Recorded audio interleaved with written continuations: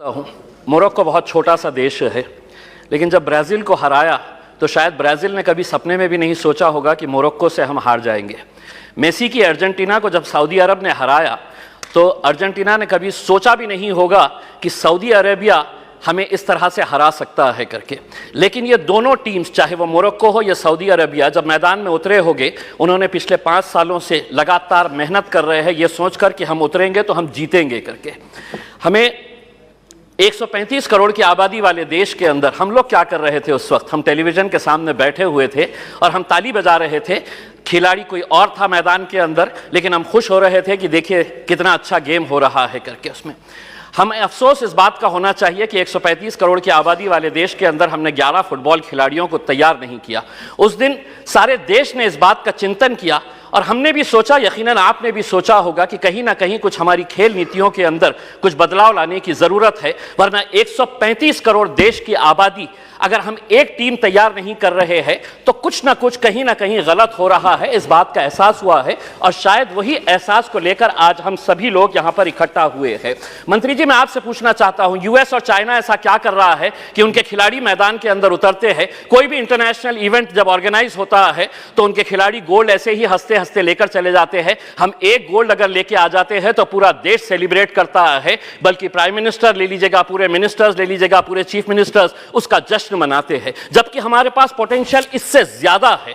कहीं ना कहीं हम कुछ ऐसा नहीं कर पा रहे हैं वो कर रहे हैं करके। वो क्या कर रहे हैं?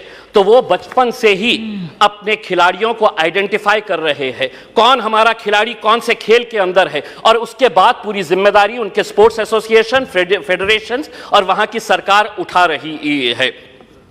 हमें मंत्री जी हमारे शॉर्ट टर्म गोल्स और हमारे लॉन्ग टर्म टारगेट्स क्या होने चाहिए, इसको आइडेंटिफाई करने की जरूरत है। मंत्री जी, मैं आपसे अनुरोध करना चाहूंगा, एक सर्वे करवाइएगा पूरे देश के अंदर कि कितने ऐसे स्कूल से है कि जहां पर स्पोर्ट्स टीचर्स मौजूद है। पूरे देश के अंदर, चाहे वो प्राइवेट स्कूल्स हो या गवर्नमेंट स्कूल्स है, स्पोर्ट्स टीचर्स कितने स्कूल्स के अंदर है। एक सर्वे करवाइएगा कि कितने स्कूल्स के अंदर प्लेग्राउंड्स मौजूद है। एक सर्वे करवाइएगा कि अगर ग्राउंड मौजूद है तो स्कूल के अंदर क्या एक फुटबॉल है, एक क्रिकेट का किट है, एक रेसलिंग का मैट है, क्या वहां पर बास्केटबॉल के लिए कोई सुविधा है। एक सर्वे करवा लीजिएगा पूरे देश के प्राइवेट, और तब आपको पता चलेगा कि हम लोग अगर खेलों के अंदर पीछे है तो इसकी वजह क्या है। अध्यक्ष महोदय, मैं आपसे के जरिए मंत्री जी से यह अनुरोध करना चाहूंगा, 75 साल देश के आजादी के हो गए हैं, हम वैसे भी करोड़ों रुपया ऐसे वैसे कामों के ऊपर खर्च कर रहे हैं। मंत्री जी ये जिम्मा उठाइएगा कि 75 साल देश की आजादी के मौके के ऊपर हम हर स्कूल को एक स्पोर्ट्स किट प्रोवाइड करेंगे, जिसके अंदर एक फुटबॉल रहेगा, एक रेसलिंग का मैट रहेगा, एक बैडमिंटन के लिए, एक वॉलीबॉल के लिए जो नेट लगता है वो रहेगा। अध्यक्ष महोदय, एक मिनट, मैं सिर्फ सुझाव दे रहा हूं, और उसके ऊपर लिखिएगा कि अगर खेलेगा इंडिया तो जीतेगा इंडिया। उसके ऊपर आपकी तस्वीर लगाइए, आदरणीय पंत प्रधान जी की तस्वीर लगाइए, और एक 75 साल का तोहफा बोल के देश के तमाम स्कूल्स को आप ये दीजिएगा। हर राज्य के अंदर 4 कम से कम स्पोर्ट्स यूनिवर्सिटीज होनी चाहिए। मेरे शहर के अंदर थी, पूना वालों ने उठाकर उसे पूना लेकर चले गए। हम जमीन ढूंढते रह गए और उन्होंने कहा कि नहीं, हम पूना लेकर चले जाएंगे। 4 स्पोर्ट्स यूनिवर्सिटी जिसका फोकस एरिया यही होना चाहिए, sports education, sports management, sports science, sports research और स्पोर्ट्स न्यूट्रिशन।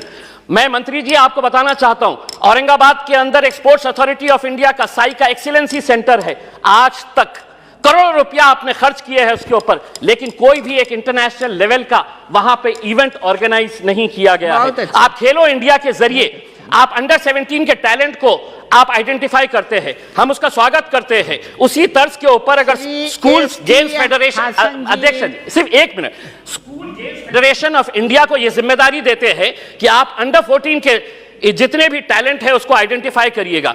दूसरा, सबसे जाते जाते सिर्फ ये कहना चाहूंगा, भारतीय जनता पार्टी के एक एमपी है बृजभूषण सिंह जी, वो खुद एक पहलवान है। अगर वो रेसलिंग फेडरेशन ऑफ इंडिया के प्रेसिडेंट है तो हम उसका स्वागत करते हैं, लेकिन जिसने कभी जिंदगी में कोई एक गोल नहीं किया वो फुटबॉल एसोसिएशन का प्रेसिडेंट, जिसने कभी क्रिकेट बैट नहीं पकड़ा वो क्रिकेट एसोसिएशन का प्रेसिडेंट हो गया है। इसीलिए हम आपसे अनुरोध करेंगे, एक नियम बनाइए, राजनेताओं को खेलों से दूर रखिएगा, तब जाकर हमारे खिलाड़ी दुनिया के ऊपर राज करेंगे। बहुत बहुत धन्यवाद।